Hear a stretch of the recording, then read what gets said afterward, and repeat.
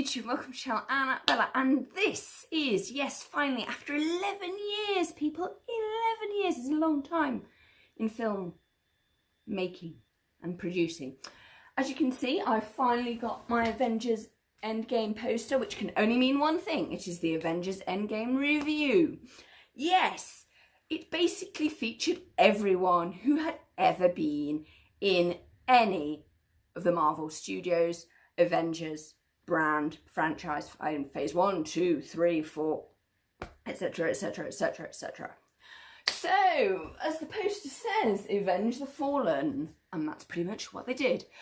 Okay, there are 9 stages to this whole film process, to this film. There are 9 stages in this review. Okay, 1, the setup / Ant-Man recovered. Unfortunately for me, the film is 3 hours long, which is not a bad thing, but it's how you use those 3 hours. Unfortunately, the setup / Ant-Man recovered section 1 and section 2, mission gathering, planning and briefing, took a long time. In fact, at one point, the movie had started, then cut to black, and then said 5 years later. So there's a lot of time. And that was just a linear cut. And that was within like the first half an hour of this movie. So it does dot about. And what was interesting, when I was at the cinema yesterday, I went to the 4:30 showing. Earlier in the day, they'd been incredibly busy. Over 1,000 people had been to the cinema to see this film. Remember, this is a 3-hour film. I saw it in 2D. It's easier because I wear spectacles. Yes, I have got Chaos Black on my thumb, so sue me. The joys of Warhammer painting. That is a very interesting point, because you've got all the people coming to see it, as you would expect, but over 1,000 people saw it on the first day. And that was before 4:30. They were really, really busy. But yeah, the first half an hour is crucial. I was fidgety, I have to say. Fidgety, it took a long time, and I appreciate the reasons why. I really do, because this is an 11-year plan coming to fruition, but it felt a bit sort of like, oh, and here's some backstory, and Miriam is going to fall asleep. Get on with the plot! Yeah. So I appreciate that. So they set up, they gathered the mission, they did the planning. They mentioned a lot of Back to the Future to introduce time travel. They really did skirt over some of these really complex scientific concepts that they were working with, which I felt was actually a cheat to the audience. Because when you actually looked at the age of the audience, there was very few little people under the age of 8 actually there, under 9.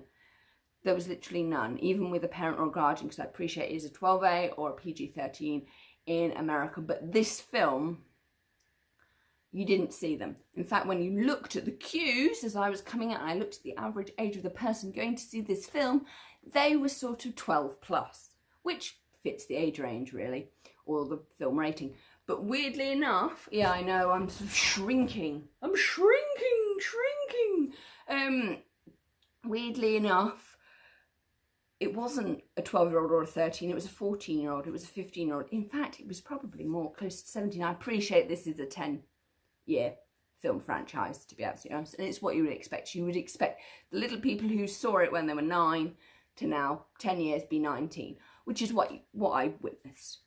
The mission itself was kind of sloppy. Yes, we had to go and collect these 6 Infinity Stones before Thanos, and then so we could reset, kind of like a reset. This is why in Harry Potter, J.K. Rowling made sure that all the time turners were destroyed, apart from one, obviously. Cursed Child is canon, apart from one. Purely because of this, because it felt it cheapened like some of the people's deaths to go and rescue them. And I fully appreciate why people who'd lived through the First World War and the Second World War would want to go back and to get them back and to save them so they didn't feel like failures. It's called survivor's guilt. But it kind of lessens the sacrifice for what it's like. Yeah, but you're alive, so you can still do things, you can still move on. But for whatever reason, the film is the film, we have to go and rescue everybody. And I appreciate the reasons, because a lot of people died, and it was half the universe, and it was all life. It was fish, it was birds, and it was really interesting that they actually alluded to that. But I felt they could have made more of that, because it was like absence of birds, absence of animals. They really didn't show that, and I think that they probably should have done. There's Steve Rogers did mention about that, seeing a pod of whales and the ocean being cleaner. So that's interesting. So the mission itself was go to various points in time. Luckily, that at one point they only had to go to one place because all 3 of the stones were in that place at the same time. Coincidentally, coinky dink, innit? A coinky dink. You know, the joys of coincidences. So they just had to go there, and then there was just 3 other places. And then it kind of broke down when they sort of went off into their like little separate things. Okay, so we are now on the setup and Ant-Man recovered, that's 1. Mission gathering, planning and brief, that's 2, and that was really boring. But it actually gave Black Widow a chance to sort of lead and be the heart of this team. We will get back to her, it is important. I've not forgotten. And it also allowed, it was actually Black Widow and Nebula that you actually felt were the heart of pushing the plot along. And weirdly enough, Rocket. I love the fact that Rocket and Nebula just hold hands. There were some really good poignant scenes that, yes, that on their own they were long, but actually they added things. So they didn't need words. You just had it there. It was visual. And I think that sometimes Hollywood sort of goes over, we're going to explain loads. And I'm like, no, just show us. It's visual. We can read the pictures. It's moving pictures, people, you know. Okay, so within the mission, we then had what I call sort of like sub things. We had, the mission is like section 3, then 3A is Thor and his mum, because we had the whole Thor and Loki meet up with Dad before Dad bit the bullet. Good old Odin. Now you really felt that basically Thor was, to be absolutely honest, Marvel's equivalent to Aquaman. In this, you just felt that that's how he was used. He wasn't himself. He just felt such a failure that he'd let everybody down. He'd lost an eye. It just wasn't going his way, so he needed to go and have a pep talk with Mum to get him back on track to who he needs to be, which was really, really lovely. But in this film, it kind of felt like, what on earth are we doing? Are we setting up another movie during the end of the conclusion of like the Infinity Wars Part 2? Yeah, it did feel kind of annoying, to be absolutely honest. Really nice that they had that moment, but you just sort of were like, is this really what we're going to be doing? Rather than focusing on getting this Infinity Stone, we're going to have Thor moan to his mum? Okay. Yeah, even Rocket gave him a pep talk on this one. It was just weird. Okay, 3B, Papas and Daughters. I really love the Thanos Nebula dynamic. I loved the beginning of the film, that scene where Thanos says, I wish I treated you less harsh. And that just made me melt. But that's, you've got to remember that this guy, he did love Nebula and he did love Gamora, and when he killed her in Infinity War Part 1, you could see it was breaking him inside. But he was already broken anyway, because remember, he's already lost one family, so he's basically destroying another to fulfill his aim of basically removing half of the world. But oh my goodness, that was just such, like, I'm gonna need, like, I don't know what I need, but I kind of need a cushion because I just sink down on this sofa anyway. And that just really broke you, the whole Nebula, Gamora, Thanos thing, because you can tell that those three all have a caring relationship. You can see it, but they kind of resist, they pull back, and you just think, oh. Yeah, so that was heartbreaking, utterly heartbreaking.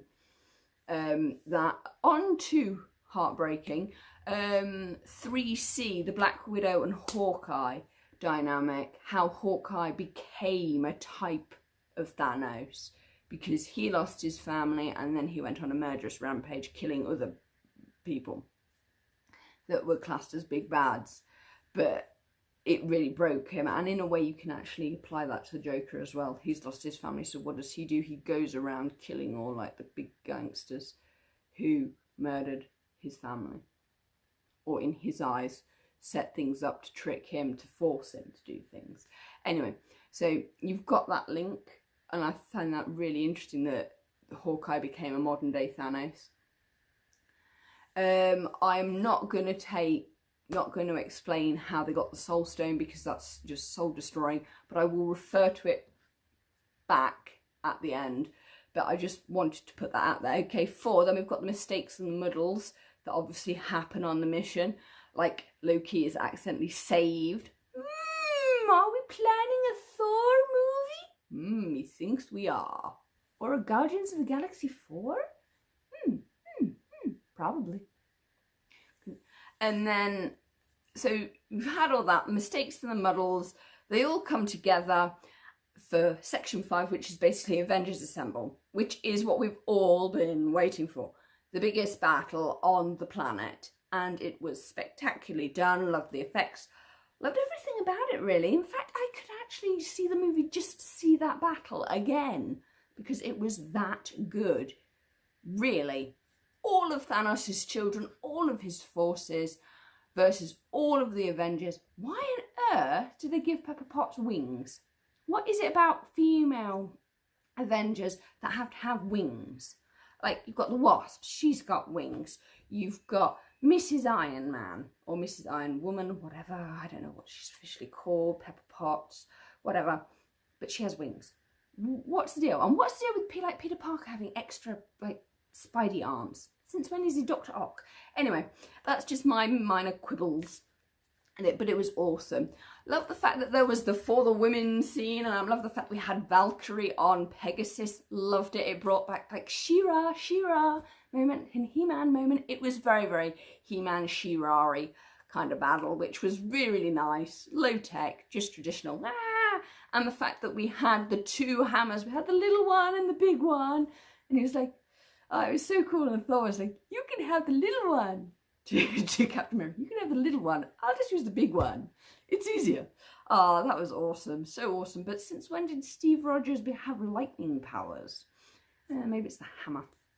Anyway, so we have that lovely For the Women feminism thing going on. Captain Marvel, we're now on like big battle, so this is 5B for the women. It was lovely and it was really well done. The fact they were all there and they pushed forward and they just had that moment where you looked at each of the girls / ladies. That was interesting. But what I would have really preferred to see, I did like that scene, but I would have preferred to see sort of like girl, boy, girl, boy, girl, boy fighting side by side, rather than sort of like gender split. But we'll come back to that point, because that is important for Black Widow and some stuff that I'm going to say later.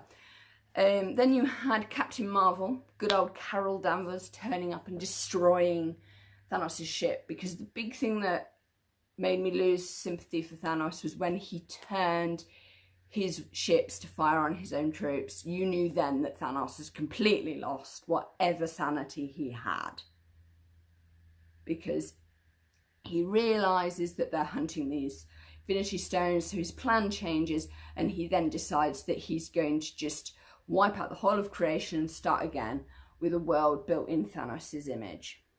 It is completely cuckoo bananas, and that's when you realise actually this guy has lost his bananas completely, whether it's the death of Gamora, because he would have seen everything from like Nebula's memory bank, and you just sort of think, what? But one character that I was really happy to actually see was Bruce Banner. I really enjoyed what they did with the Hulk. Really enjoyed that storyline. Also, I really enjoyed the child of Thanos' sorcerer. I think he's an excellent character. I almost, every time I see him, I sort of say, oh, we need more time with you. You'd be an excellent villain just by yourself. So I was really pleased that he had a prominent role, because he's a cool character. I really like that. I like the fact that we actually got to see Miss Swinton again.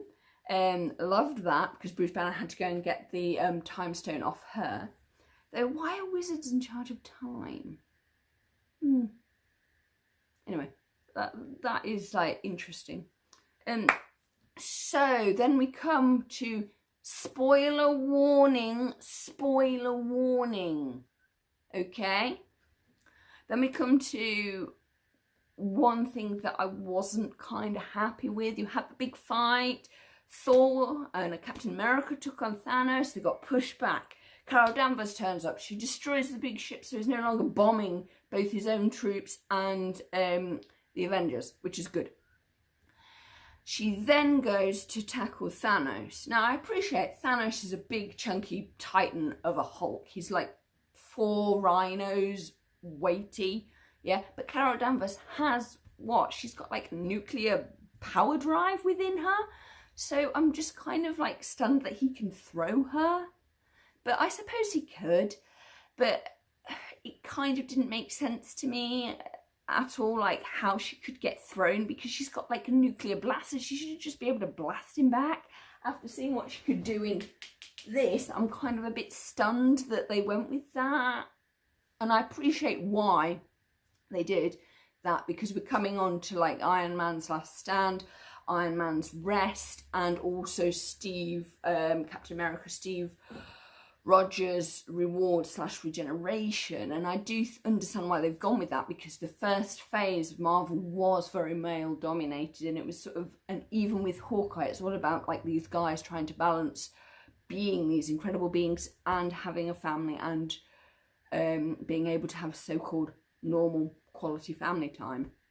Iron Man, I think, did that the best, but you had that really lovely moment with Iron Man and his dad. There were some lovely moments where you had Steve looking at Agent Carter through blinds, and you knew what was coming. You really did. Spoiler, spoiler, spoiler warning, spoiler warning, spoiler warning. I'm not going to say what happened at the end, but I'm just going to say Iron Man's last stand. You do the math there.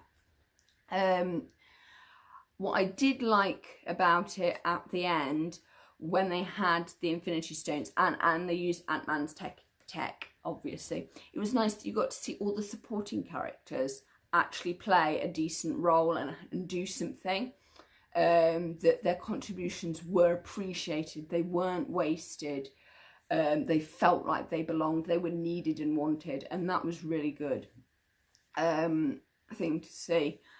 I really, really enjoyed that, because obviously one of the best things about the battle was because they'd gone back, they were able to gather everybody together, because they weren't, this was before the snap, so that was really good. And it was just nice to see people. Though Mantis is the funniest character ever. She's brilliant. We need more Mantis. Mantis must remain alive for 1,000 million years, because she's just so funny. Yay! Knives! Aww. I love Mantis. She's just so... Mantis and Drax, they're awesome. Yeah, and Groot. So this is really quite cool and quite fun. I'm loving the fact that Gamora just vanishes at the end. I mean, and Peter Quill's got to go and find her. Loving these little moments. I'm loving the fact that you had the Peter Parker Iron Man moment.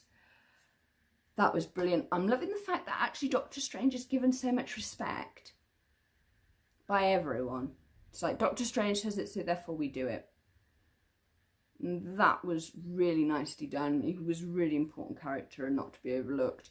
You just felt that everybody was given something to do. Now I'm going to come on to some stuff that people may or may not like. I'm liking the fact what they did with Steve Rogers, how he took the stones and then put them back where they should have been and then stayed. But you also had on the unfortunate queer baiting thing where he said to Bucky, keep your pants on, pumpkin. So you did have that. But that aside, that was good. It was interesting that you lost 3. Because obviously Vision didn't come back, because obviously he had the knowledge stone or the mind stone in his head. So alas, he couldn't come back. I'm liking the fact that Scarlet Witch got to do her thing on Thanos and stuff he'd taken from her. Black Widow, it's so unfortunate. So unfortunate, because as a feminist, it's just sort of like a big slap in the face, this. because we all know that Black Widow can't have children, because when she became an assassin, it was like the last thing that they did was they removed reproductive organs so that she wouldn't be burdened with that, so that they could send her on any mission and use her however, and she's basically like a tool for war. And because of that, you just feel that, oh, it's okay to kill her off because she's not got any sort of family obligations. The Avengers became her family, so it doesn't really matter. And that kind of states this, it's sort of supposed to lessen the sting of her sacrifice, but for a woman, that's sort of like, so what? We can just take infertile women and you turn them into soldiers and then sacrifice them, and that's okay? Yeah, this is not very feminist, nor is it very empowering. It's just a big slap in the face to women who happen to be infertile. That's like just really mean. Anyway, that's my big bugbear with it. I'm loving the fact that you had the Black Widow Hawkeye relationship at the mountain. Loving the fact we get to see Hydra. He's just there and he's just like floating. So it's just nice to pop in to see some of these characters. I did get that Deathly Hallows feel where you met up with all these characters that have been a big part of like the journey, but then you don't have enough time with them. You just sort of see them and it's like, oh, is that it? It's just a cameo. It's not like a 2-minute conversation. We've got to move on. And that's what it felt like with that. But you felt that they honoured all of the history really well. Beautifully done. Excuse me. Loving the fact that with Captain America's reward, you didn't see it. You didn't hear about it. You just knew from the ring. And he's like, you're going to tell me? He's like, actually, no, I'm not. Because that's like his private life. We only get to see his Captain America, Steve Rogers' life. He doesn't want to share everything. That makes me respect Steve Rogers even more. I'm loving the fact that he passes the shield on, he regenerates it to Sam Wilson, but how's that going to be? Like, can you be Black Panther and, yeah, it's going to be interesting, I think. It's going to be awesome. Yeah, so I think that's going to be cool. It is. It is really going to be cool. So, yeah, and then you had Iron Man's loss, but actually it didn't feel like a loss because you knew it was coming. From the moment Ant-Man pulled the pin, you knew that he was on borrowed time. You could feel it, to be absolutely honest. And I think he knew, he really did know that if he did that, that he would only have a certain amount of time, because it's the kind of foolhardy thing that he would do. So yeah, that you just knew. Sorry if some people have like spoiler warning. Yeah, well, this is a review, people. I'm gonna put this out. Gonna have one more day, I think, and then I'll put it out. Because it's out. They've been really good about not like telling what happens.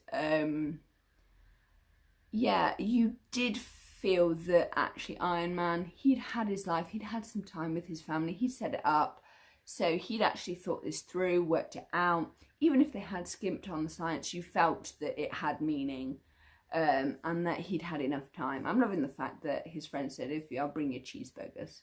You bring you as many cheeseburgers as you want. So that is interesting, and it's also set up for like a little iron miss. So that's quite cute. Whether we will see that, I don't know. It's going to be interesting. I felt that they had Carol Danvers, but they haven't quite sort of figured out how we're going to like use her. So hence why we're going to have Thor hanging out with the Guardians of the Galaxy and going off. I love the fact that we got to see New Asgard. And how that is, and Valkyrie is going to be in charge. So that was good. It summed everything up nicely. It really did. It didn't spend too much time. I love the fact that Gamora just vanished, because that means that Peter Quill has sort of like got to find her and then work it all out. Not everything ended happily, obviously. Overall, I would give it definitely 5 out of 5. It was well worth it. Unfortunate about the beginning, a bit choppy there. Mission muddling with weird sort of scenes with parents. Yeah, but that's sort of like the superhero thing all over. It's like they require continual support from some sort of parent.